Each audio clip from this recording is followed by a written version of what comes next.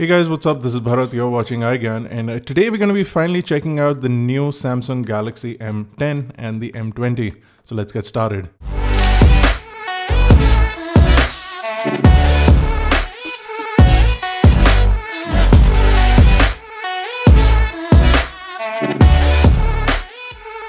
In this video, we're checking out the Samsung Galaxy M10, and as you can see by the packaging, it's got a really nice packaging with the phone big and front on the top with the M10 logo over there, and you've got basically all the specifications on the back, but we'll talk about that. You can see that it is a make for India device, and it is also SIM locked to the region, which is something I really don't understand why Samsung does, but I guess it improves sales in India. Also on the back of the phone, you can see that the M10 is well under the 10,000 rupee price tag. Its MRP is 9290, but the final price is going to be much less, and I'm going to leave that in the description below for you guys to check out, along with links to buying the device.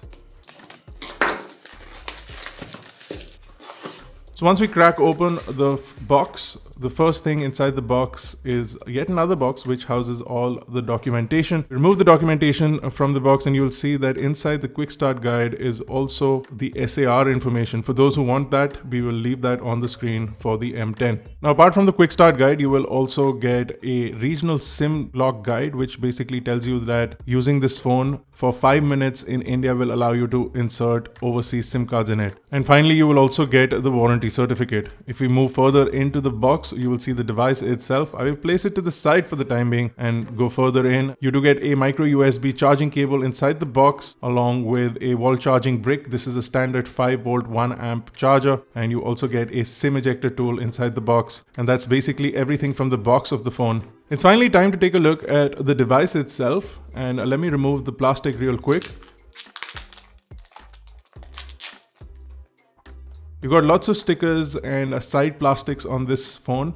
It's very well protected, more than required actually. And if you remove the plastic protection, you will see that the back panel is made out of plastic, but they've got a really nice, almost car finish paint on the back that is super reflective, and it looks really premium. But it is a plastic body, there is no denying that. And you can see that the overall finish of the phone, and if I power this on, the front is mostly display with a chin at the bottom of the display.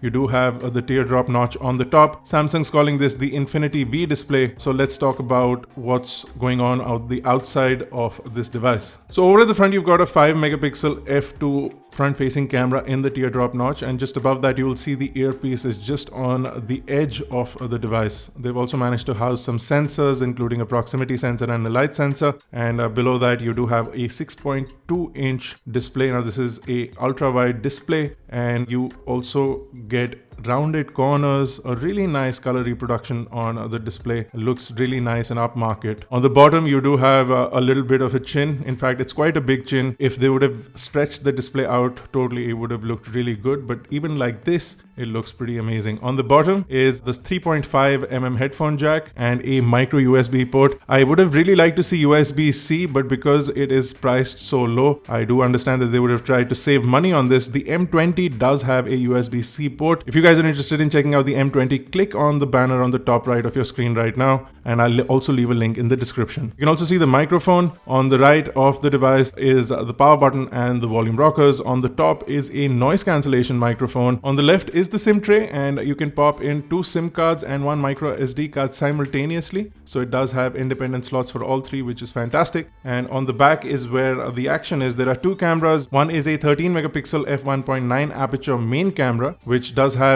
its own pretty good depth because of the f1.9 aperture, but you also get a secondary camera for depth mapping, which is a 5 megapixel camera, and this is an f2.2 camera. This is also an ultra wide camera, so if you do want to capture more in your frame, you can do that with the secondary camera. Now this phone is missing a fingerprint sensor, but you do have active face unlock, which Samsung has been promoting on their devices, and it works really well. It's rather quick to unlock the device. I would have liked to see a fingerprint sensor for more security, because a fingerprint sensor honestly doesn't cost that much anymore. I would have liked to see that, but it's not there. The face unlock does work really well, and of course you can have standard pins and and patterns if that's something that you would want to do, but it's 2019. The user interface looks really clean and simplified. During the setup, the phone will ask you if you want to install bloatware. I would say don't do it, but if there are some apps that you do use, you can install them during the startup process. But it's good that the company will ask you if you want to install any kind of additional applications on the device instead of putting them preloaded. There are a few applications that are preloaded, including Microsoft apps.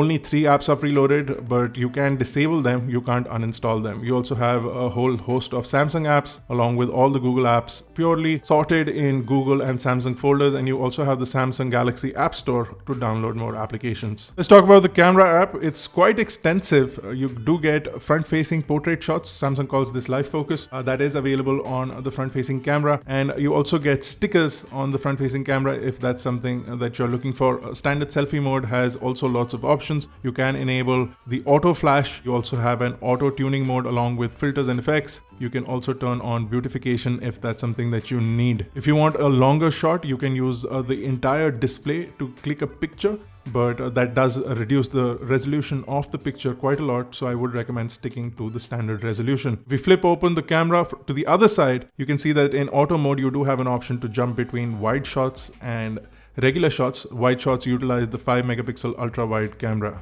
Again, you do have a host of options including stickers, a continuous shot mode, the live focus mode which will give you portrait effects, but in general clicking of pictures, if you do have an object up close, the f1.9 aperture on the camera gives you quite a good amount of depth. You also do have a pro mode that allows you to customize only 3 things: exposure values, ISO and white balance are the only 3 things that you can customize, and you also do get a full panorama mode if that's something that you're interested in. Again, you can turn on full view to get more on the screen, but it will reduce the picture resolution if you do want a wider shot.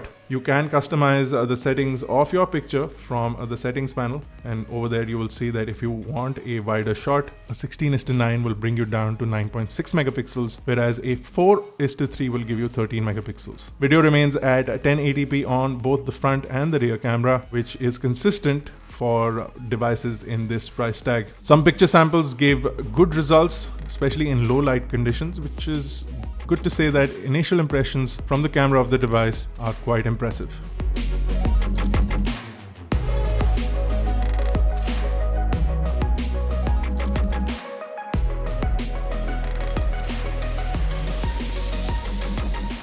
Now the version that we have here is a 3GB RAM and 32GB storage version, but the phone will be available in more options. Again, I'll leave links to more details on that in the description below, along with the iGyaan page where you can check out all the information on the M10 as well as the M20 along with any other device. The phone runs on the Exynos 7870 chipset with 1.6 GHz on octa-cores, and you do get a 3400 mAh battery, and despite a pretty good set of specifications, the phone remains 7.7mm in terms of thickness. It's pretty handleable and easy to use. Overall usage and response of the device seems really nice, and if you run benchmarks you get a pretty good score as well. Now if you're planning to play PUBG, gaming graphics won't be at extreme because this is an ultra budget device. You can still manage to play PUBG without any problems, and that is exactly how we managed to do that. All in all, the device has a really good display with great viewing angles, and the new Infinity Edge display can be turned on or off during gaming